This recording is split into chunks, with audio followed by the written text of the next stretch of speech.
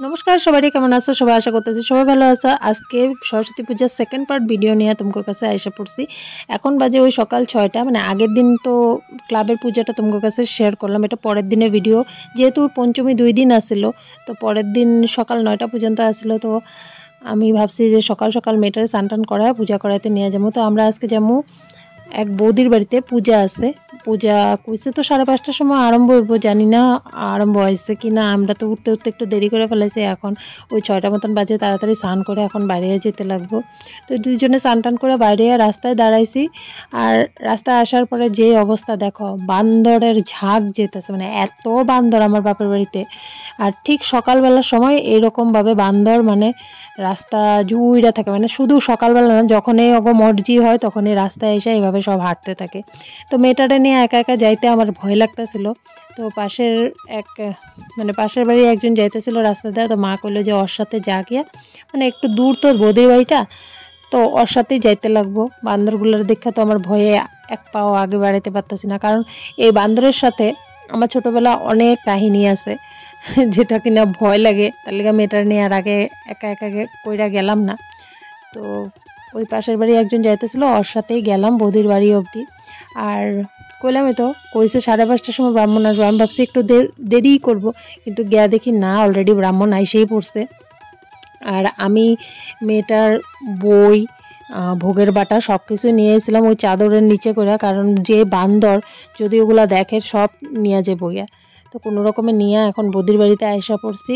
আর ভোগের বাটাও দিয়ে দিছি, মেয়ের বই দোয়াত যা যা দিতে লাগে সব দিয়ে দিছে। আর এদিকে আয়সা দেখ ব্রাহ্মণের মোটামুটি পূজা হয়ে গেছে, এখন যজ্ঞের জোগাড় করতেছে। তো একটু লেট তো হয়েছে, কইয়া লাভ নেই। আমি ভাবতেই পারিনি এত সকাল সকাল ব্রাহ্মণ আয়সা পড়বো। যাই হোক, আমি সব কিছু কইরা দিয়ে সাইডে দাঁড়ায় আছিলাম। আর এই বৌদির বাড়িটা হলো, এই বাড়িটার সাথে আমার অনেক স্মৃতি আছে। কারণ যখন আমার বয়স 6 মাস, তখন আমার মা বাবা আমার নিয়ে এই বাড়িতে, মানে এই দাদার বাড়িতেই আয়সা ভাড়া আসিল। মানে প্রায় আমার 6 মাস থেকে আমি, মানে 12th অবধি যে পড়াশোনা করছি আমি এই বাড়িতে থেকেই করছি। মানে ধরো 18-19 বছর পর্যন্ত আমি এখানেই আসলাম, আমার বয়সটা মোটামুটি এখানেই কাটছে। তো এইখানে অনেক স্মৃতি আছে এই দাদা গো হাতে, ছোটো থেকে বড় হওয়া। জেঠু জেঠি আছিল, মানে জেঠি এখন তো নাই, জেঠু আছে, ছোট একটা দাদা আছে। তো জেঠু আর ছোটো দাদা নিচে থাকে, আর বৌদি দাদা উপরে ঘর বানায় নিছে, উপরে ওরা থাকে। এখানে বৌদি সব জোগাড় করছে, বৌদির একটা ছোট্ট মেয়েও আছে। তো ওরা না আমার খুব ভালোবাসে, কারণ ছোটোবেলা থেকেই তো ওর কাছে মানুষ হয়েছি। একটা কি হয়, মানুষের কয় না, রক্তের সম্পর্কটা বড় না, মানুষের আপন করে নেওয়াটা একটা বহুত বড় জিনিস। ওগো কাছে আমি একটা নিজের বইনের মতন বড় হয়েছি। তো অগোর সাথে আমার কোনো রক্তের সম্পর্ক নাই, অথচ অগো বাড়ির প্রত্যেকটা মানুষ আমার ভালোবাসে। অগো বাড়িতে একটা দিদিও আসছিল, দিদিটার বিয়ে হয়ে গেছে, আমার অনেক দিন আগেই বিয়ে হয়েছে। দিদিটা তো, দিদির হাতে আমি সম্পূর্ণ মানুষ, কইতে গেলে দিদি সম্পূর্ণ আমার শিখাইছে হাতে ধরে ধরে। আমি আজকে পূজা পালি যা যা করি, আমি ধরে নিতে পারো 80% আমি ওই দিদির কাছ থেকেই শিখছি। দিদি সব কিছু পারে। একটা ঠাকুমা ছিল, ঠাকুমাটাও মারা গেছে আমি ছোট থাকতে, কিন্তু ওই ঠাকুমাও আমার নিজের নাতিনের মতন আদর করত। যাই হোক, দেখো এখানে পূজার আয়োজনও হয়ে গেছে, এখানে যজ্ঞ শুরু হয়ে গেছে। তারপর যজ্ঞের পর আমগো অঞ্জলিও হইব। ভালো লাগতেছিল। বৌদির ঠাকুরঘরটা এত সুন্দর। আমার না কিছুদিন ধরে বৌদির বাড়িতে আসা হয় না, প্রায় অনেকটা দিনই হয়ে গেছে, প্রায় 2 বছর মতন ধরে না। বৌদির ঠাকুরঘরটা যে এত সুন্দর আমি জানতামই না, আজকে প্রথম দেখলাম। আর এই যে সাইডে দেখতে পাচ্ছ, এটাই দাদা, আর ওই পাশেরটা বৌদি। যে দাদা বৌদি পূজার আয়োজনটা করছে, বিশেষ কারণ হলো ওর মেয়ে, মানে ওর মেয়েটা অনেকটা ছোট, কই গিয়া অঞ্জলি লইব, কী করবো, ওর থেকে ভালো যে ঘরে একটু পূজা করলো, ওই ভেবেই কিন্তু ওরা পূজাটা করছে। আর আমি আগের দিনই তো বাড়িতে গেছিলাম, তখন বৌদি কয়ে দিছিল যে আমগো বাড়িতে পূজা করুন, তোমার পুষ্কিটারে আগের দিন উপাস রাখতে লাগবো না, এত বেলা পর্যন্ত উপাস কীভাবে থাকবো, তুমি ওরা নিয়ে আসা পড়বো, আমগো বাড়িতেই পূজা হইব, তো একসাথে সবাই মিলে অঞ্জলি নিতে পারবো। তো বৌদির কথা মতো ভাবলাম ঠিকই তো, এত বেলা পর্যন্ত আমার মেয়েটা উপাস কীভাবে থাকবো, তার লিগে আগের দিন কিন্তু আমার মেয়ের উপাস রাখিনি, তোমরা এর আগের ব্লগে দেখছো।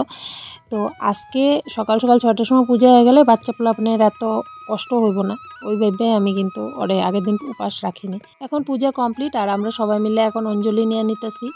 বিশ্বরূপে বিশালাক্ষী বিদ্যাং দেহি নমস্তুতে। এষ সচন্দন পুষ্প বিল্ল ভদ্রাঞ্জলি লেখনী মৎস্যধার হিতায় ভগবতী সরস্বতী নমস্তুতে।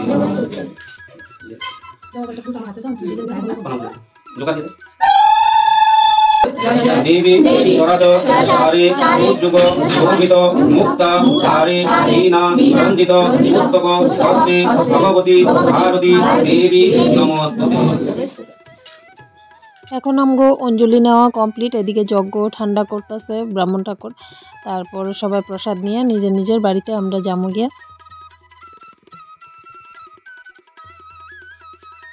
পূজা হয়ে যাওয়ার পর প্রসাদ নিয়ে আমরা এসে পড়ছি বাড়িতে। বাড়িতে আইসাই আমি একটু কিছু খাওয়া নিলাম, মেয়েরেও খাওয়া নিলাম। খাওয়ায় এখন ঝটপট রেডি হয়ে গেছি, কারণ মেয়ের স্কুলে এখন আমগো যাইতে লাগবো। আগের দিনে স্কুল থেকে মেসেজ দিছিল সকাল 8:30 9টার মধ্যে যেন স্কুল গিয়া পায়। তো তাড়াতাড়ি করে আমি এখানে একটা শাড়ি পরে নিছি। এই শাড়িটা কয়দিন আগে আমি অনলাইন থেকে অর্ডার করছিলাম, আমার খুব ভালো লাগছিল, তার লিগে অর্ডার করছি।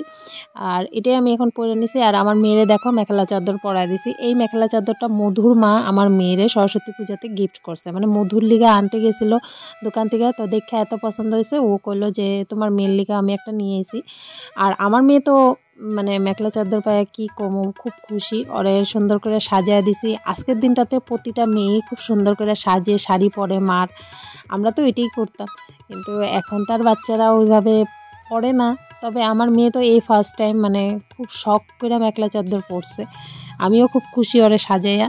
আমিও এমনিতেও সবাই সাজাইতেও ভালো পাই, নিজে সাজতেও ভালো পাই। তো নিজে যেমন করে সাজি মেয়েটারও সাজাইছি। এমনিতে আমার মেয়ে কিন্তু সাজে না, আজকে ফার্স্ট টাইম ও মেখেলা চাদর পরতে দেখে করতেছে মা আমার একটু টিপটপ করে সাজাই দাও। তো ওরে সাজাইয়া মাও রেডি হয়ে গেছে। তো আমরা তিনজনে বাইরে গেছি মেয়ের স্কুলে যাওয়ার লিগা। স্কুলে যাওয়ার পর কিছুটা টাইম কাটাইয়া ওইখানে তারপরে যাবো আমি আমার স্কুলে, কারণ আজকে আমার থেকে বেশি আমার মেয়ে এক্সাইটেড আমার স্কুলে যাওয়ার লিগা। তো আমার মেয়ের স্কুলে কিছু সময় কাটায় এখন এসে পড়ছি আমার স্কুলে। অনেক বছর পরে আমি আবার সরস্বতী পূজাতে আমার নিজের স্কুলে, মানে খুব ফিল করতেছিলাম জিনিসটা অনেক দিন পরে। বুঝতেই পারতেছো যে পুরানা দিন মনে করতে কত ভালো লাগে, নিজের স্কুল নিজের সব কিছু, এই জায়গাগুলো ফিল করাটা অনেক অন্য একটা ইমোশন। স্কুল যাওয়ার পর অনেকের সাথেই দেখা হলো, যেমন আমার স্যারেগোর সাথে আর আমার কিছু সিনিয়র দাদা যারা এখানে এই স্কুলে পড়াশোনা করছে কিন্তু এখন এই স্কুলের টিচার, আর আমার বান্ধবী একজন যে কিনা আমার সাথেই পড়াশোনা করছে এখন এই স্কুলের টিচার। সবার সাথে দেখা হওয়ার পর খুব ভালো লাগতেছিল। আর এইখানে আমার ছোটোবেলাটা ক্লাস 1 থেকে মাধ্যমিক মানে মেট্রিক অবধি এই স্কুলটাতেই আমার সম্পূর্ণ পড়াশোনা।